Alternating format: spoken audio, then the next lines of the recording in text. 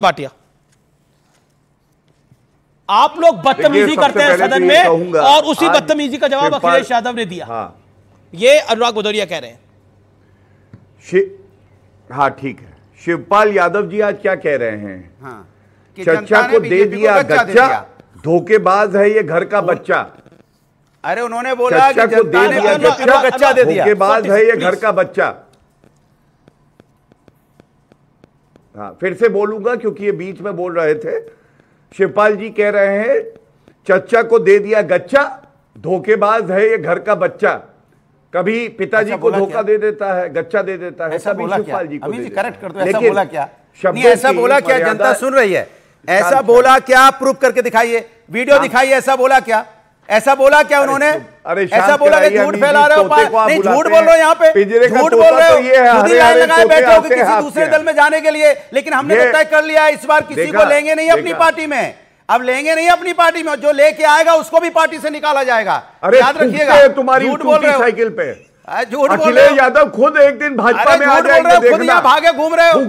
अरे मुझे लगता है आप खुद ही लाइन लगाए पड़े हो, मुझे ले लो, मुझे ले लो, मुझे ले लो, हम लेंगे नहीं। रात में आपको लग रहा है बीजेपी जा रही है इसलिए आओ समाजवादी में आ जाए। अब समाजवादी लेंगे नहीं और किसी के माध्यम से आओगे वो भी निकलेगा और आपको लेना ही नहीं है प्रभु। इसलिए कम से कम सत्य बोलिए, झूठ बोल रहे हो। और चुनाव चाचा ने क्या बोला? अरे चाचा ने बोला कि जो साथ में डिप्टी सीएम है वो भी गच्चा देंगे और जनता ने आपको गच्चा दिया है। ठीक है अनुराग, you made point. Gaurav Bhatia आपके चिल्लाने दीजिए, अगर आप यही चलते जाते हैं तो बोलने दीजिए।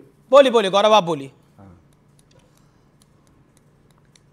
देखिए, आपने देखा होगा ये हरे कुर्ते वाला यही तोता है पिंजरे का, और ये भाजपा के ऑफिस के बाहर आता है, कहता है अखिलेश यादव के साथ मेरा दम घुटता है, मुझे पार्टी ज्वाइन करा दो। लेकिन कोई लेना नहीं चाहता है इसको, क्योंकि दो बार चुनाव हारा है। कोई बात नहीं, जनता जान गई है। जनता जान शांत हो जाओ। अब बीच में क्यों बोल रहे हो? अरे बीच में नहीं बोल रहा, जनता जान गई है। अब जब वापस पलट के जवाब दिया तो बड़ा दर्द हो रहा है। कोई बात नहीं है? नहीं, रिएक्शन तो छोड़ो, ये तो एक्शन है तुम्हारे खिलाफ। क्या बोल रहे हैं? इनके कान में बोल गए थे क्या? आपके कान में बोले थे? जब वीडियो नहीं है तो कान में बोल गए होंगे। चाचा ने क्या बोला? ये यादव परिवार के आप पोछा लगाते हैं और उसी पोछे से अपना चेहरा साफ करते हैं और डांट पड़ती है कि तुमने हमारे फर्ज पे जो पोछा लगता है उससे अपना चेहरा कैसे साफ किया। ये इनकी हैसियत है। ये अब क्या बोल रहे मैं सुन नहीं पाया, दोबारा। व्यक्तिगत नहीं हो, फिर व्यक्तिगत मत हो। अरे व्यक्तिगत कौन? अरे कोई पोछा ये इसीलिए दिया। नहीं देखिए, चेहरे पे गंदगी लगी हुई है। गौरव, हम मुद्दे पे बात करें। चेहरे पे कौन पोछा लगाता है और कौन पैर पकड़ के वहां बैठा रहा है कि हमको डबल एजी बना दो?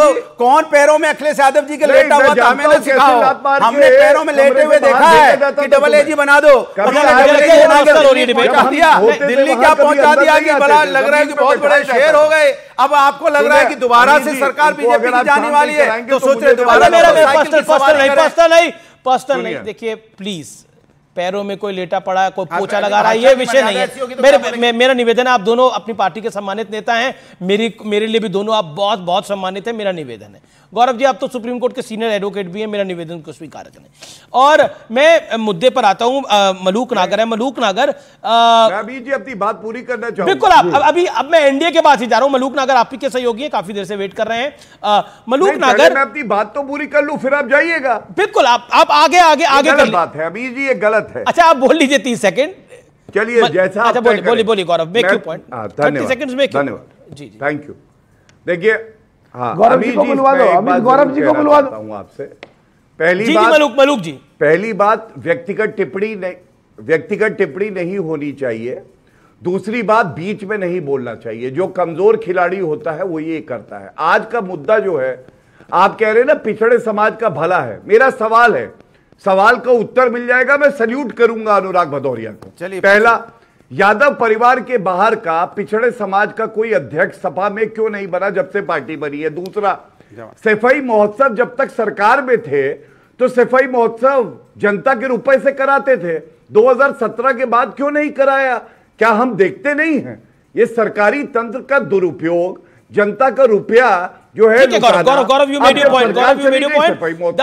ओके, 20 सेकंड अनुराग को दे दें, पिछड़ों का भला करेंगे। सुनिए, समाजवादी पार्टी में वही यहाँ पे विरोधी दल नेता अध्यक्ष या राष्ट्रीय अध्यक्ष बनता है जिसको कार्यकर्ता जनता चुनती है। आज देखिए कौन है विधानसभा के अंदर में लीडर ऑपोजिशन, माता प्रसाद पांडे जी है कि नहीं? माता प्रसाद पांडे जी है कि नहीं? मैं जवाब दे रहा हूं, सुन तो लो। माता प्रसाद पांडे जी हमारे विरोधी दल नेता है कि नहीं है कि नहीं? बताइए आप।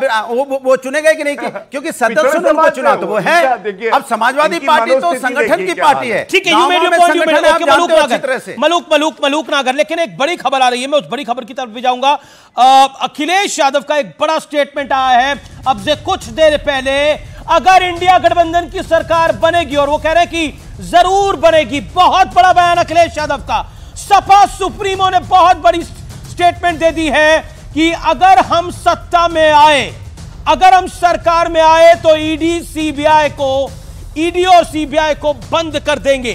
यह क्लियर कट कहा गया है। ईडी और सीबीआई के बारे में एग्जैक्टली क्या कहा है, बिना नाम लिए सुन लेते हैं अखिलेश यादव ने।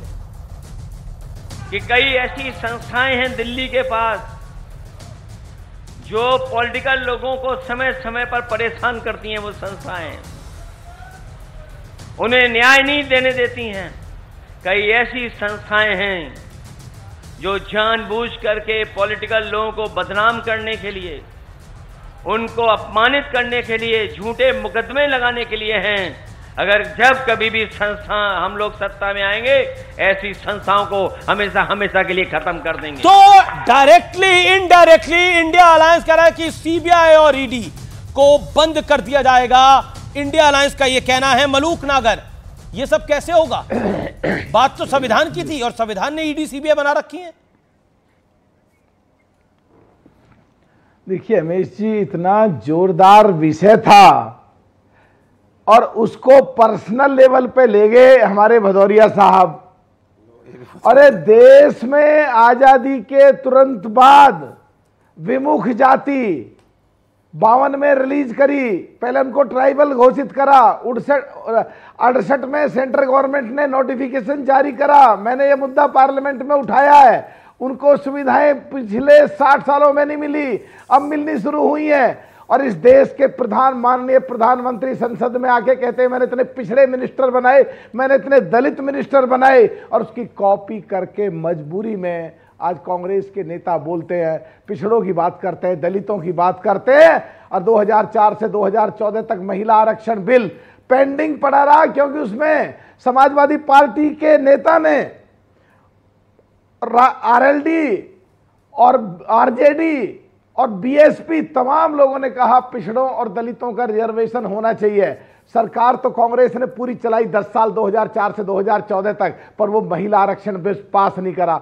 एक तरफ राहुल गांधी जी कहते हैं कि मैं जब अपने पिताजी के पास, अपनी दादी के पास, अपने पड़नाना के पास प्रधानमंत्री कार्यालय जाता था तो वहां दलितों के और पिछड़ों के हकों की रक्षा या जितना काम होना चाहिए था नहीं हुआ।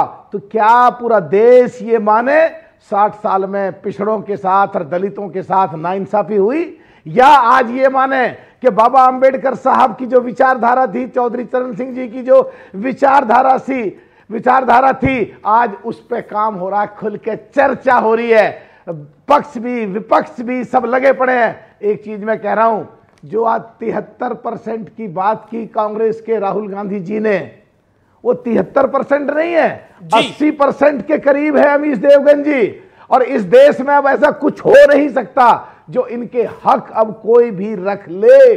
माननीय प्रधानमंत्री जी ने तो सदन में खड़े होकर किया, मैं डीओपीटी लॉ जस्टिस में मेंबर था, उसमें आंकड़े आते थे 60 साल में कांग्रेस का अगर इतिहास देखें तो कहीं 25%, 15% सीटें भरी होती थी, अभी भी 60, 70, 80% तक पहुंची हैं, अभी भी बहुत सीटें खाली हैं।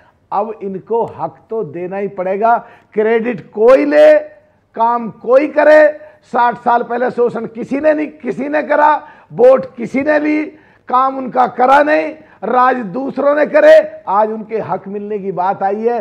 देवगन साहब, तो टॉपिक वही रहना चाहिए जो देश की पार्लियामेंट में टकर रहा, जो 2024 के चुनाव में रहा और जो आज है। बिल्कुल टॉपिक वही है, लेकिन ये बड़ी खबर दलित बाबा अंबेडकर साहब, देवगन जी खत्म कर रहा हूं, देवगन जी खत्म कर